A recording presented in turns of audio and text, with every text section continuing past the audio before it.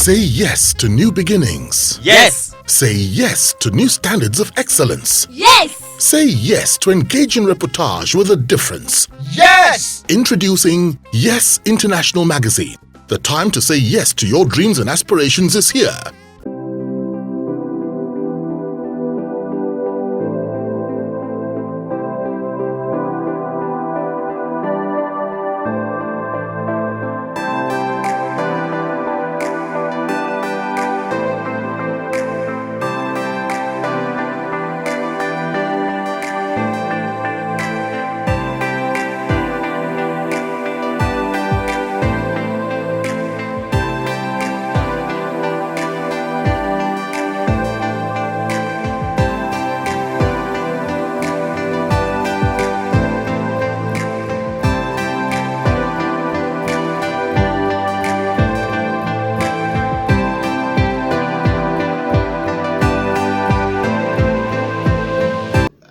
Our guest tonight is none other than Mr. Teco Benson, MFR.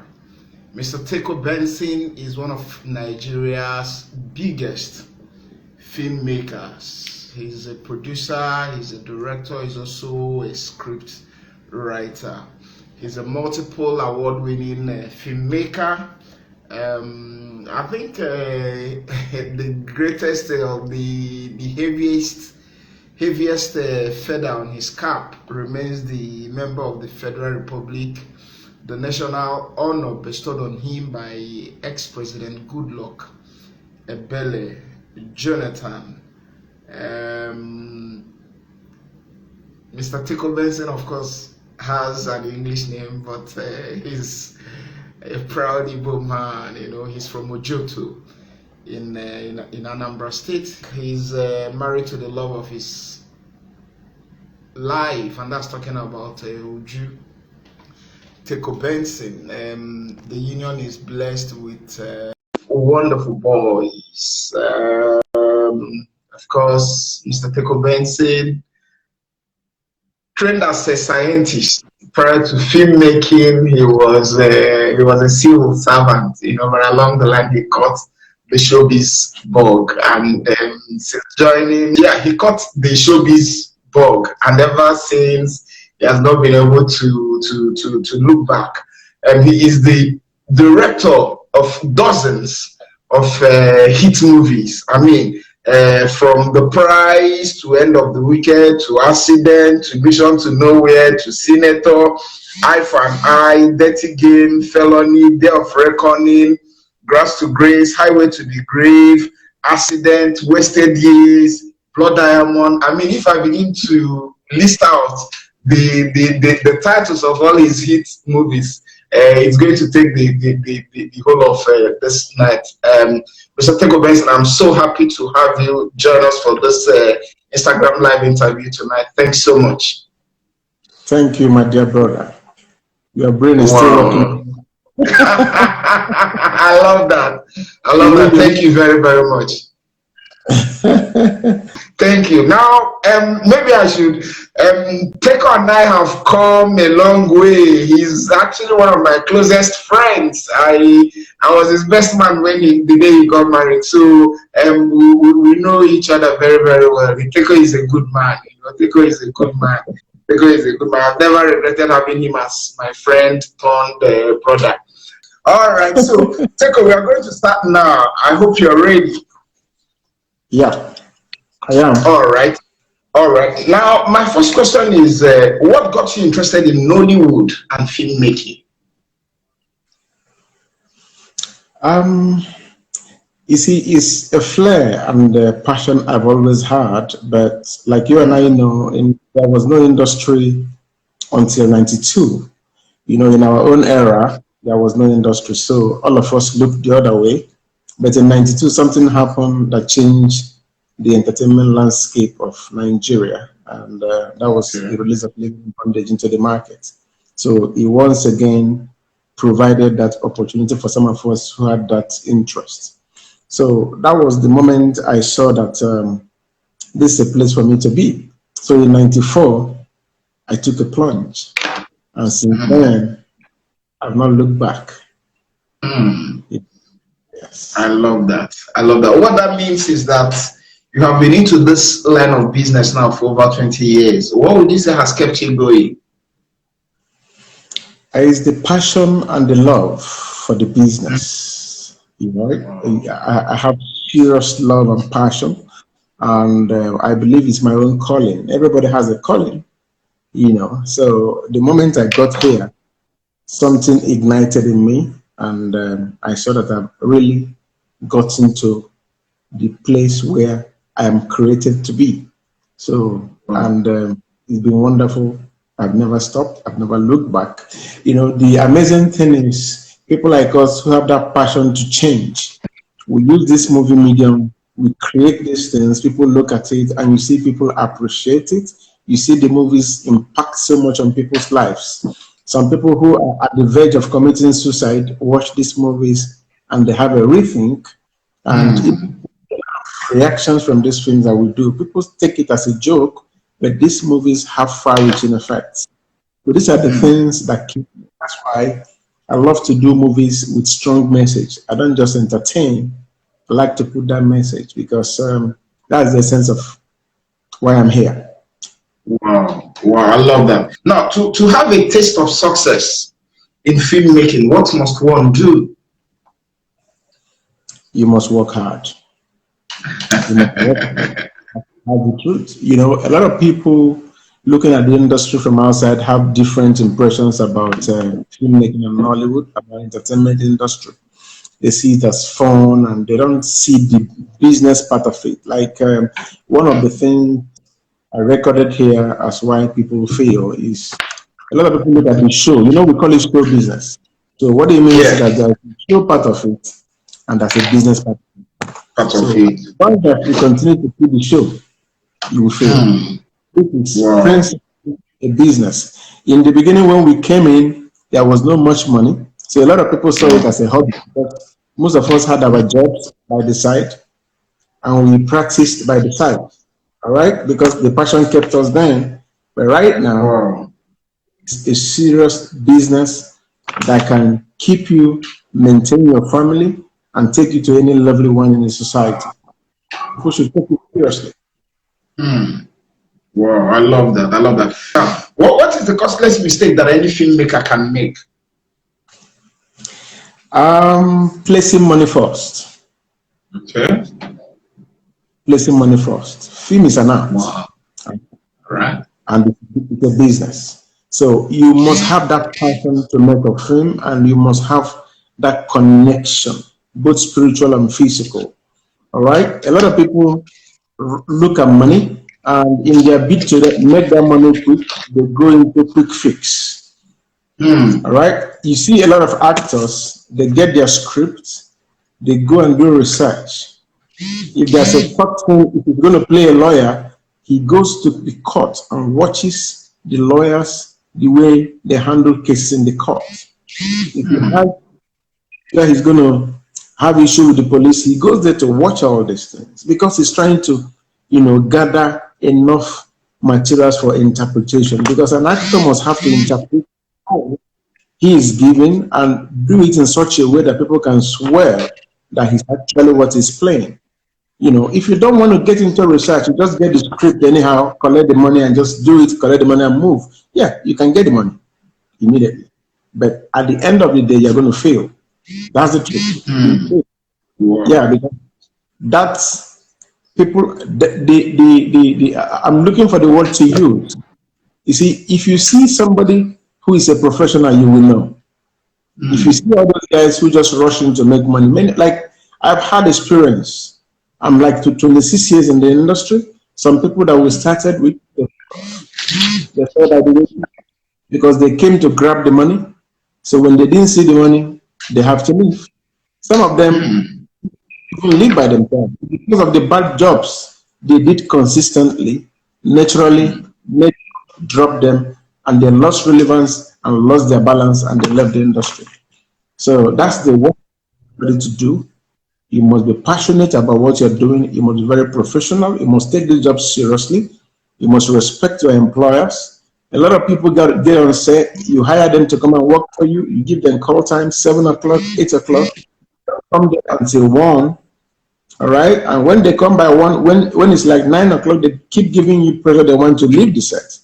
These are killers. These are things that kill very fast. Because when people get that stardom and get popular, they tend to forget that this thing is temporal. You can disappear in a second. All right. So that's it. Wow. Wow, I love that. Yeah, my next question is, what do you like most about being a filmmaker? That's a very serious one. Thank you. I love this profession. I love it. Sometimes when you look at the way some young boys have messed up the system, sometimes you begin to ask yourself a question. But the truth is the best thing that happened to my life.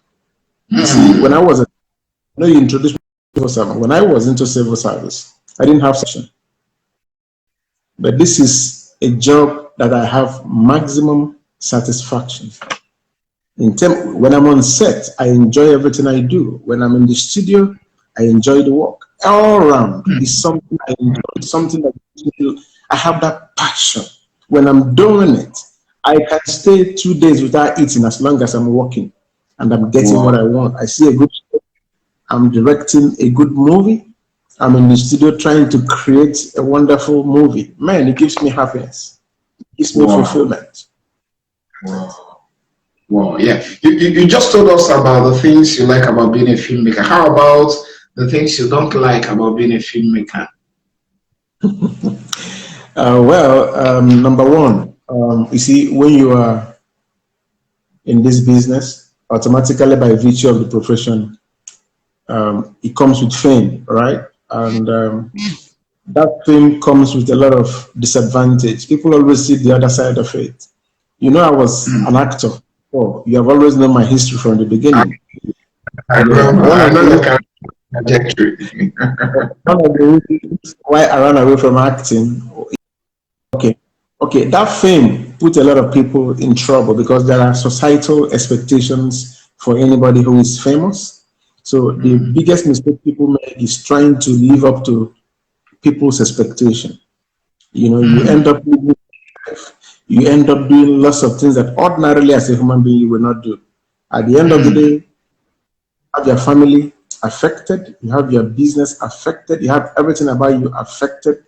Sometimes in the end, a lot of people end up committing suicide. All right. So it's the side of it. So, but I have known this from the very beginning. So I have been managing it very carefully. I love that. Yeah. Yeah, I love that. Now, what is the greatest thing that being a filmmaker has done for you? Yeah, the greatest thing that done for me is the fact that it has opened doors for me, where ordinarily people may go and meet an obstacle. I just come and the door opens. I get stopped by a policeman. He looks at me, sees my identification, and he salutes me. And he tells me to go. I love that. Yeah, so then the fact that the federal government of Nigeria, because when we started in the industry, the profession was looked down upon very well. Yeah. I'm happy to be alive to witness where the industry is so appreciated that the federal government thought of giving me a national honor of member of the Federal Republic. Honor hitherto reserved politicians and people other of life. So I feel happy. Wow. Wow, I love that. I love that. Now, what would you have wanted the industry to do for you that it hasn't done yet? Well, the industry, the government especially, apart from the last government of President Jonathan that did some intervention, to save the industry. The government neglected the industry for so long, and the industry suffered for it. Right now, we have issue with distribution. If you watch when the industry kicked off, it kicked off with lots of fanfare. It kicked off with lots of power and return on investment. People invest and they get a lot of returns on their investment. And if you watch in that era, every new film you see bigger effort by filmmakers to outdo their last productions because there was heavy return on these investments. So people were inspired, they were encouraged to put more in the subsequent productions. But piracy came into the business. A lot of pirates came, apart from physical pirates who were mass dubbing these productions. A lot of people went online and they were throwing our films online and making a kill out of it. A lot of people again opened their TV stations and just put the films on TV without looking back. There were so many ways these pirates came and monetized our content because they don't have any investment, they don't have any commitment, they don't have any connection whatsoever with the material. They were just out to exploit the filmmakers. They destroyed the business. We credit government. Government looked the other way because the oil sector was sustaining the government, so they didn't consider it a very serious industry. Before you know it, these guys killed the industry.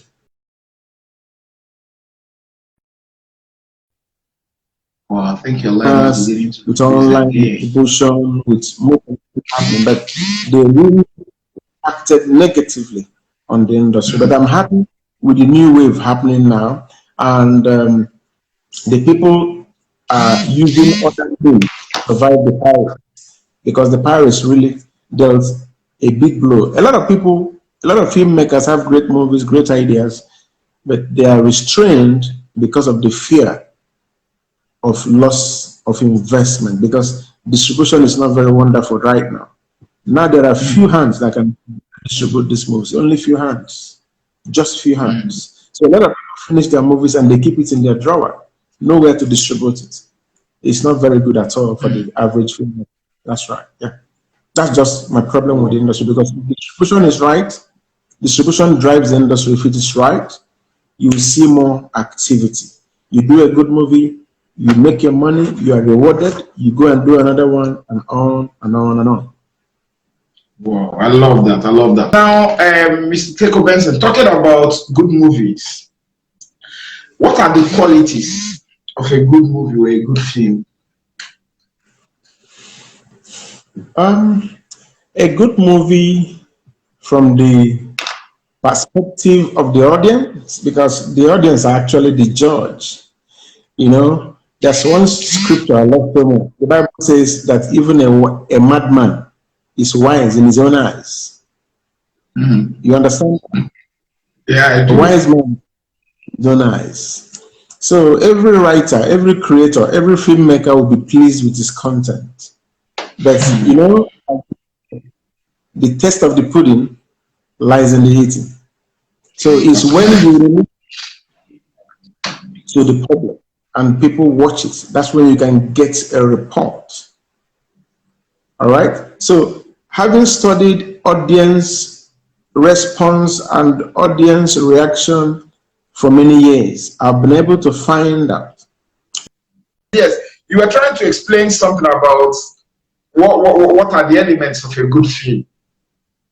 Yes, a good movie must be able to engage the audience. You know, film is storytelling, right? Yeah. Yes, but everybody can tell a story. Even your grandmother in the village can tell a story. Yes, but some stories are very boring. Everybody can tell a story. Just like we have people send us stories. You know, every day we receive stories from people who want to get into the industry.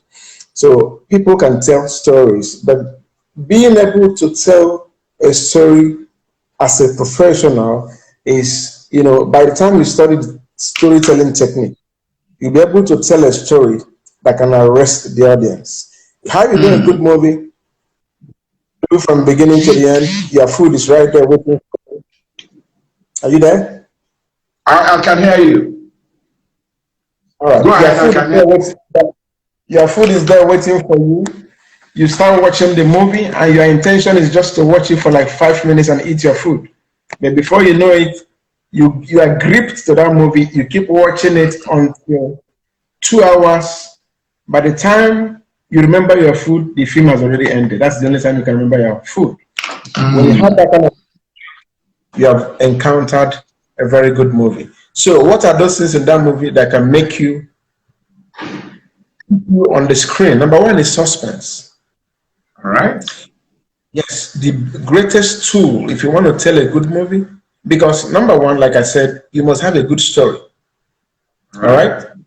Good story. One international writer, they call him Sid Field in America, he was asked, what makes a great movie? He said there are three things that can make a great film. Number one is the story. Number two is the story. And number three is the story. I like that. I like that. I like that.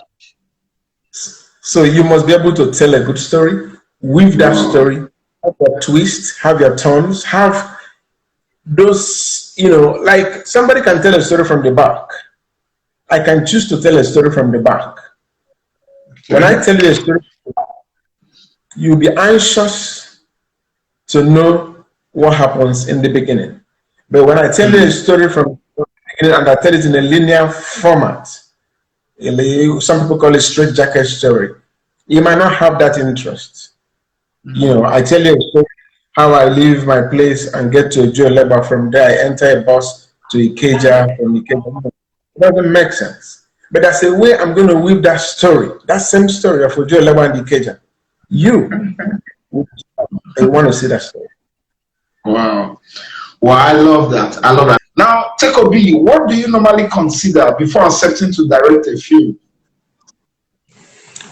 The script. Okay. The script that appealed to me. As well, if I read a script and I'm not able to drop it from page 1 to the end, I know the script is going to be a winner. Wow. Okay. Somebody gave me a script. I read it for over 1 month. For over 1 month, I will read page 1 to 4. I've dozed off. I'm asleep. I'll be dizzy. I read from page 4 to page 10. I will fall sick. I'll have malaria. I read, so it's frustrating. Most times, you call the person and claim that you have read it and give him a reason. There are many scripts you cannot even finish because they're very boring. That's stupid. All right. But when you encounter a good script, and if you make a mistake as a filmmaker and go and direct that film that you can't even finish, you are finished. Your career will be affected because the film is fail. Seriously. That's the best way to know a bad thing. I like that. I like that. So it's very risky accepting such scripts. Go ahead. All right, thank you. Now, which is the most memorable film that you have directed and why? Okay, memorable film for me? The most memorable that you have directed and why? Oh my God, that's all the films I've done. Well, which one will I point now? State of Emergency. Why I do all the time is because it's a film that came before its time. And the challenges in that movie was so much. We spent almost like 1 month creating the film, and the industry, as at the time we did that movie, there was no technique to support the movie. But we went, we went outside the normal, thought out of the box. I assembled some great guys. I can still remember Bandana. Bandana, though he has left, Bandi. you know, that worked with me, and we were able to manipulate, because we even had a scene with a bomb. We had a lot of scenes. We had a scene with a tunnel. So we have to come out from a tunnel to the National Theatre banquet hall where the ministers were having their meetings. So these things were very difficult to create, but we were able. State of emergency was shot in the year 2000. That's 20 years ago. All right. Wow. He flies. I remember that. So it was hell. Another movie that gave me hell was the film End of the Wicked. End of the Wicked. That film in Calabar as well. I know you were there in that production. Yeah, I was there. I was on set. I was on set. Yes. So the film had to do with witchcraft, and Helen Obabio, the location she chose for the witchcraft coven, we didn't know the place was actually a real witchcraft coven. Wow. So all our equipment packed up, the camera, the generators, the light, everything packed up big time. Wow. We tried everything to work, it didn't work. We have to fly the camera back to Lagos. The camera came to Lagos, started working again. We brought it back to Calabar, it couldn't work. It was hell. And that film is not a very memorable one, So that's it. Wow, I love that. Now, so far, which do you consider your worst, directing job, and why? Very difficult question to answer. Yeah, but let me think. I can say Power to Bind. Okay, why? Why I say that is that was the first film we did with Liberty Films, right? Yeah. And as at the time we accepted to do the movie, the executive producer insisted on using the church members to do the movie. She insisted on using the church members and their piano for the soundtrack. She insisted on using the locals around for the makeup, because they thought makeup was just about rubbing powder on people. All right. So it was not a very good experience, and I came in with the big ideas, but the situations around, they often say that he that controls the piper dictates the tune, right? It's the production, and it's not a film I'm proud of till today because we couldn't bring stars. I was only allowed to bring Arinze in that movie. Every other person were greenhorns, church members who could not even stand up and run. Were all the people we used. You see, the biggest dream of a director is to work with professionals. When you go to set and you start training actors from the beginning, it's very frustrating. You need to work with people who are really, So I didn't like. Some people like the film, but personally, because the question is, they're asking me from my perspective, which do I consider my work? Yes. After that experience, the executive producer saw reason with me, and subsequent productions, we didn't make the mistake again, and things changed for the better and the best. Wow, I love that. Now, being that you get to interact with actors almost on a daily basis, where do you think that they normally get it wrong? That's talking about the actors now. Okay, where I think they get it wrong? Yes. In terms of delivery, or can you just rephrase the question so I can understand it? They lose it. You see an actor doing well, then after some time something happens. You get to interact with them. What mistake do they normally make? Not exactly in terms of interpreting their roles. In totality, yes. Well, the biggest killer for the actor is pride. Once pride sets in, the actor is finished because um, you need to be as humble as possible and take instructions as much as you can take. All right. Lots of actors are very proud, and when they come into set with that pride, it affects them. Because as a director, I may want you to play a barrel pusher. So when you look at your class and your level in the industry, you may want to advise me to let you wear your designer shoes and wear your beautiful shirt. No, I will tell you no. That's a message I want to create. There's a way a barrel pusher lives life, and that is what a director wants to achieve. A film is a director's interpretation. The script is authored by the director, but the film is authored by the director. So the director reads that script and develops an interpretation. That interpretation is what people are going to see as the film. That's why when you give three directors the same script, they're going to come up with different ideas, different movies. And exactly, because they have different interpretations and every director has a style.